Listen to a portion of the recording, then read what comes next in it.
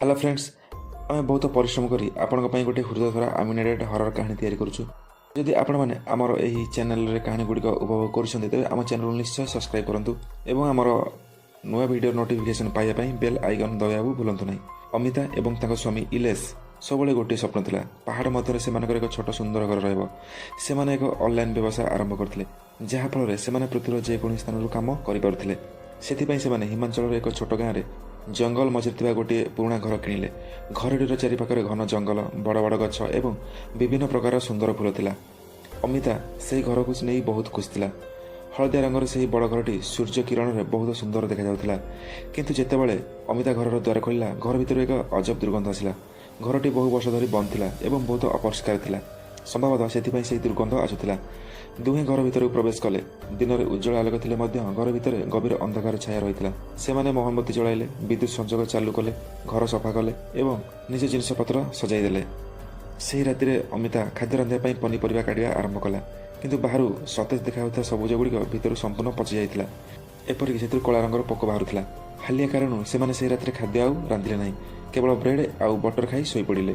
राति प्राय 4:30 अमितार निद भांगीगला। से देखिला इलेश बिछଣା नाहांती। चिंतित होई से बाहर गला। देखिला इलेश बगीचार गोटे फावड़ा धरी गभीर गात कर मुहर एक अजब हस थिला। अमिता इलेश को डाकिबा मात्रे से जेपरि हठात होश को फेरी आसिले। से निजे मध्य मन पकई पारुनथिले जे से केबे ओ किपरि बगीचा को आसिथिले। अमिता भाविला बोधहुए इलेश कौन अजब स्वप्न देखिथिले एवं से स्वप्नर प्रभाव में निदरे चली चली बाहर को आसी जाइथिले। এই ঘটনা পরে বাকি তিনোটি সাধারণ ভাবে কটিগলা। सबकिछि स्वाभाविक लगुला। अमिता और इलेश निजर नुआ घर बहुत खुशी थे, किंतु परवर्ती राति सबकिछि बदलीगला। अमितार निद हठात गोटे भयंकर शब्द भांगीगला। तलमहलू एमती शब्द आसला जेपरिक गोटे भारी चेयर को बारंबार आगक पछकू टाणुछि। भयभीत होई अमिता धीरे धीरे सीढ़ी दे तलक गला। से लक्ष्य कला जे शब्दटी सीढ़ी तलू आसुछि। सेठारे गोटे लुचा कबाट देखिला, जहाँ बेसमेंटर गोटे घर को जाउथिला। अमिता साहस कर से कबाट खोली अंधकार घर भीतर प्रवेश कला। सेठा से देखिला चारिआडे पचि जाइथिबा जड़ीबुटी रखा जाइछि। गोटे रकिंग चेयर उपरे इलेश बसिथिले एवं तांका हाथ में गोटे कला बोतल को एक दृष्टि चाहि रहिथिले। कांथर झुलुଥିବା एक लंठनर हालुका आलुआरे अमिता देखिला जे इलेश पछरे गोटे धूसर कला छाया ठिया होइछि। तार लंबा केश थिला एवं आखि दुटी संपूर्ण धला और फांका थिला। भयर कंपुଥିବା कंठर अमिता जेतेबेले इलेश को डाकिला, से रकिंग चेयर हठात हलिया बंद होइगला। इलेश मुंड धीरे धीरे गोटे भयंकर शब्द सहित ऊपर उठिला। तांका आखिरे पुतुड़ी संपूर्ण गायब हो जाइथिला। से रागभरा दृष्टि अमिता को चाहि रहिले। ठीक से समय इलेश पछरे ठिया होइथिबा सेही भयंकर कला छाया मुहूर्तक मध्य अमिता सामना को आसीगला। से गोटे अत्यंत भयंकर महिलार आत्मा थिला। से महिला हठात अमिता बेक को जोर चापी धरिला। अमितार निश्वास बंद होगा लगिला।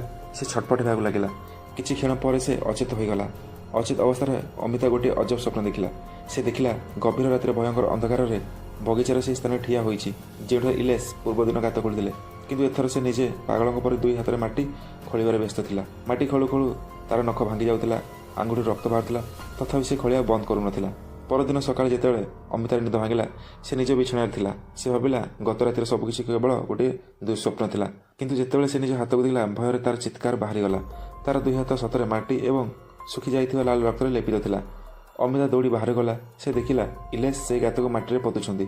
से जमीन बसी जोर जोर कांदुथिले, किंतु अमिता तांको डाकिया मात्रे से हठात संपूर्ण चुप हो गले, जेपरि किछि क्षण पूर्व किछि घटी नथिला। अमिता किछि पचारिया जाउथिला, सेतेबेले हठात तार शरीर भयंकर ठंडा लागिला। तार मुंड भारी होगा लगिला एवं मांती आसिया भली अनुभव हैला। से तुरंत घर भीतर को दौड़ीगला, किंतु घर भीतर को पशिया मात्रे से अनुभव कला जे समग्र घरटी पचा मांस एवं जळुथिबा जड़ीबुटीर तीव्र दुर्गंधरे भरी जाइछि। हठात घर सब कबाट एवं झरका जोरे आपे आप बंद होइगला। मुख्य कबाटर ताला लागि जा भली गोटे भयंकर शब्द शुणागला। ठीक से समय घर समस्त बल्ब एकाथरे फाटिगला। चारिआडे गभीर अंधकार होइगला। कांथ भीतर धीरे धीरे कहार कांदिबार शब्द आसिବାକୁ लगिला। अमिता भयर तळକୁ चाहिला। से देखिला माटी उपरे कला रक्तर दाग आपे आप सृष्टि होउछि। तापर हठात इलेश तांको सामने देखादेले। तांको हाथ में कला रक्तर लेपित जंग धरथिबा एक भारी कुराड़ी थिला। तांको आखि संपूर्ण धला हो जाइतिला एवं तांको पछरे गोटे भयंकर पुरुष आत्मा आकाश में भासुथिला। सेही आत्मार मुहर मांस पची खसी पड़ुथिला एवं ताहार आखि दुईटी संपूर्ण कला थिला। हठात इलेश गोटे भयंकर स्वर में चित्कार करियाକୁ लागिले। से कहले एबे केही बंचिबे नाही। अमिता धीरे धीरे पछक हटियाକୁ लागिला। एही समय तार पिठी कौन जिनिस बाजिगला। से भयर पछक फेरी चाहिला। ता सामने से भयंकर महिला ठिया होइतिला, जहां से राति बेसमेंट देखिथिला। से महिला हठात अमितार बेक को जोर चापी धरिला। अमितार निश्वास बंद होगा लगिला। से छटपट होगा लगिला एवं पुणी थे अचेत होइगला। ଯେତେବେଳେ ତାର ନିଦ ଭାଙ୍ଗିଲା ସେ ରାତି 3ଟା ବାଜିଥିଲା। କିନ୍ତୁ ଏଥର ସବୁକିଛି ସମ୍ପୂର୍ଣ୍ଣ ସାଧାରଣ ଥିଲା। ତାର ହାତରେ କୌଣସି ମାଟି କିମ୍ବା ରକ୍ତର ଚିହ୍ନ ନଥିଲା। ଇଲେଶ ମଧ୍ୟ ତାଙ୍କ ପାଖରେ ଶାନ୍ତିରେ ଶୋଇଥିଲେ। ଅମିତା କିଛି ବୁଝିପାରୁନଥିଲା। ସେ ପର୍ଯ୍ୟନ୍ତ ଯାହା ଦେଖିଥିଲା ସେସବୁ ସତରେ ଘଟିଥିଲା କି ନା କେବଳ ଏକ ଭୟଙ୍କର ସ୍ୱପ୍ନ ଥିଲା। ଅଶାନ୍ତ ମନରେ ସେ ବିଛଣା ଉଠି ତଳକୁ ଗଲା। ସେ ଦେଖିଲା ସତରେ ସେଠାରେ ଗୋଟିଏ ଲୁଚିଥିବା କବାଟ ଅଛି। ସେ କବାଟଟି ଖୋଲି ବେସମେଣ୍ଟକୁ ଗଲା। ସେଠାରେ ସେ ସେହି ଘରକୁ ଦେଖିଲା ଯାହାକୁ ସେ ନିଜ ସ୍ୱପ୍ନରେ ଦେଖିଥିଲା। ଘର ଭିତରେ ସେହି ପଚା ଜଡ଼ିବୁଟି ଗୁଡ଼ିକ ରଖାଯାଇଥିଲା। ସେହି ରକିଂ ଚେୟାର ମଧ୍ୟ ସେଠାରେ ଥିଲା। ଚାରିଆଡ଼େ ମୋଟା ଧୂଳିର ପରତ ଜମି ଯାଇଥିଲା ଏବଂ ଘରଟି ସମ୍ପୂର୍ଣ୍ଣ ଅନ୍ଧାରରେ ବୁଡ଼ି ରହିଥିଲା। ଅମିତା ଏସବୁ ଦେଖୁଥିବା ବେଳେ ହଠାତ୍ ଉପରେ ଥିବା ବେଡ୍ରୁମ୍ରେ ଏକ ଜୋର ଶବ୍ଦ ଶୁଣାଗଲା। ସେ ଦୌଡ଼ି ଉପରକୁ ଗଲା ଏବଂ ସେଠାରେ ଯାହା ଦେଖିଲା ତାହା ଦେଖି ସେ ଭୟରେ ତାର ଚିତ୍କାର ବାହାରିଗଲା। ଅମିତା ଦେଖିଲା ଯେ ତା ସ୍ୱାମୀ ଇଲେଶ ବିଛଣା ଉପରୁ କିଛି ଫୁଟ ଉଚ୍ଚରେ ପବନରେ ଭାସୁଛନ୍ତି। ଏହି ଦୃଶ୍ୟ ଦେଖି ସେ ଭୟରେ ଚିତ୍କାର କରି ଉଠିଲା। ସେ ଜୋରରେ ଇଲେଶଙ୍କ ନାମ ଡାକିଲା। ଇଲେଶ ହଠାତ୍ ଛଟପଟ ହେବାକୁ ଲାଗିଲେ।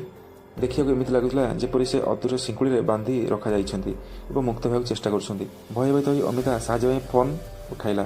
ସେ ଗାଁର ଅନେକ ଲୋକଙ୍କୁ ଫୋନ୍ କଲା କିନ୍ତୁ କେହି ମଧ୍ୟ ତାର ଫୋନ୍ ଧରିଲେ ନାହିଁ।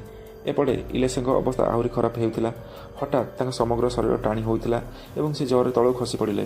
ଅମିତା ଦୌଡ଼ି ପାଖକୁ ଗଲା କିନ୍ତୁ ପାଖକୁ ପହଞ୍ଚି ସେ ଭୟରେ ଚିତ୍କାର କରି ଉଠିଲା କାରଣ ସେଠାରେ ଇଲେଶ ନଥିଲେ। ତାଙ୍କ ସ୍ଥାନରେ ସେହି ଭୟଙ୍କର ମହିଳା ଶୋଇଥିଲା ଯାହାକୁ ଅମିତା ବାରମ୍ବାର ନିଜ ସ୍ୱପ୍ନରେ ଦେଖୁଥିଲା। ଏଥର ତାର ଚେହେରା ପୂର୍ବଠାରୁ ଆହୁରି ଭୟଙ୍କର ଏବଂ ରକ୍ତ ପିଚାସୁ ଲାଗୁଥିଲା। ସେ ହଠାତ୍ ଉଠି ଅମିତାର ବେକକୁ ଜୋରରେ ଚାପି ଧରିଲା। ଅମିତାର ନିଶ୍ୱାସ ଅଟକିଗଲା।